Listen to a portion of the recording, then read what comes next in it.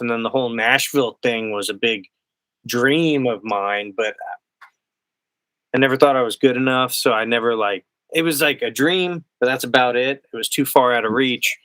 Mhm. And I was playing in this country band, and this artist, Brett Eldridge, came through on his first single before he blew up on a radio tour. And he sat in with us, and I was chatting with the guitar player. I was like, "Hey, man, you're living my dream. How do I do this?" He's like, "You got to move. You got to solve the geographical thing and get out." I'm Mhm. like, "Well, because that's not going to happen." Mhm. And this night that we were playing, it was hosted by a radio station, and every week we would play it. And the DJ guy was like, "When are you moving to Nashville?" And I was like, "I'm not. I'm not good enough. Stop asking."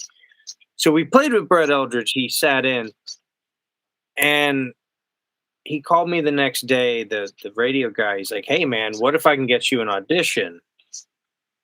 I was like, "What?" He's like, "Yeah, the manager and Brett liked you, so they want to try you out." So I was like, "Oh my god, this is crazy." So I drove out to Tampa. It was like 4 hours away, and I was a nervous wreck because to me, like a Nashville touring guitar player, session guitar, anything Nashville was like the peak of the mountain. I was like, these are my heroes. So whenever we would open up for Nashville bands, I was in awe. I was like, wow, it's like the coolest thing. So I went there. I was a nervous wreck. And I don't think I said one word the whole time I was there. We were all huddled in a hotel room, and I played through the songs with him. And then we went to sound check, and I was just amazed. I was like, this is unreal. So then I didn't hear back from him, and I called the manager. I was like, dude, what's up? It's like, well, dude, we didn't get a feel for you because you literally didn't talk, you know. So he was like, if you were in Nashville, we would have gave you a shot, threw you on the bus, see how you meshed with the guys, but we're Mhm. moving quick, and you're in Florida. So I was like, well, what advice do you have?